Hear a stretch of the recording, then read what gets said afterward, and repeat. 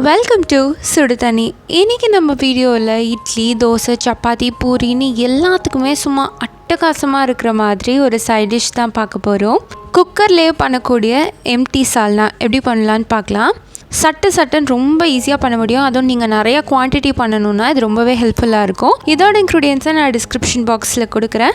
இப்போ வாங்க சேர்ந்து சமைக்கலாம். ஃபர்ஸ்ட் இதுக்கு ஒரு பேஸ்ட் நம்ம ரெடி பண்ணிக்கலாம்.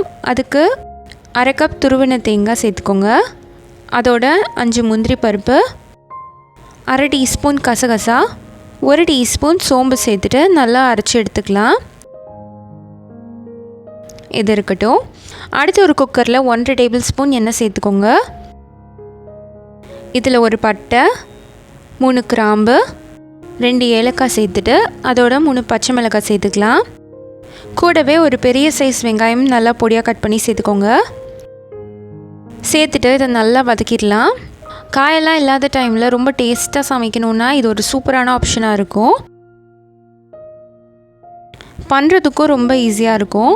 இதோட 1 டீஸ்பூன் இஞ்சி பூண்டு விழுதும் சேர்த்துட்டு நல்லா வதக்கி எடுத்துக்கலாம்.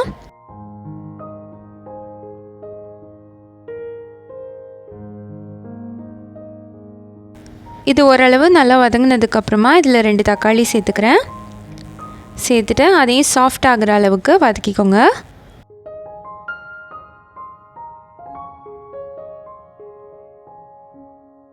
இது கொஞ்சம் வதங்கினதுக்கப்புறமா இதில் 3/4 டீஸ்பூன் உப்பு, 1/4 டீஸ்பூன் மஞ்சள் தூள், 1 டீஸ்பூன் மல்லித்தூள், 1 டீஸ்பூன் மிளகாய்த்தூள் சேர்த்துட்டு நல்லா வதக்கிடலாம். இதில் ஆல்ரெடி நம்ம 3 பச்சை மிளகாய் சேர்த்துருக்கோம். அதோட ஒரே 1 டீஸ்பூன் மிளகாய்த்தூள் மட்டும் சேர்த்துக்கிறேன்.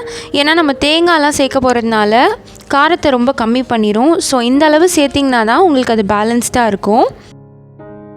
இப்போ எல்லாமே நல்லா வதக்கிடலாம். பாருங்கள், இந்த அளவுக்கு நல்லா வதங்கிடணும். எண்ணெய் கொஞ்சம் கூட சேர்த்துக்கோங்க. அப்போ தான் அந்த தொக்கு மாதிரி ஈஸியாக வரும். டேஸ்ட்டும் ரொம்ப நல்லாயிருக்கும். இந்த அளவு வதங்கினதுக்கப்புறமா நம்ம ஆல்ரெடி அரைச்சி வச்சுருக்க அந்த தேங்காய் பேஸ்ட்டு இதில் சேர்த்துக்கலாம். இதோட மிக்ஸி அலசி அந்த தண்ணியும் சேர்த்துக்கலாம். கொஞ்சம் தண்ணியாகவே இருந்துச்சுன்னா தான் ரொம்ப நல்லாயிருக்கும். இப்போது இதை நல்லா மிக்ஸ் பண்ணி விட்டுடலாம்.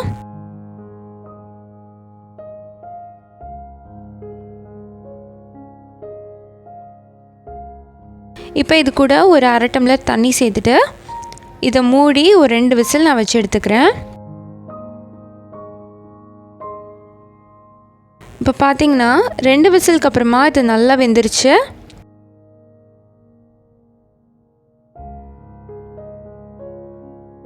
இந்த மாதிரி வெந்து வந்ததுக்கப்புறமா கடைசியாக வாசத்துக்காக 1/2 டீஸ்பூன் கரம் மசாலா சேர்த்துக்கலாம். இதை கடைசியாக சேர்த்துக்கோங்க. நல்லா கமகமன்னு இருக்கும்.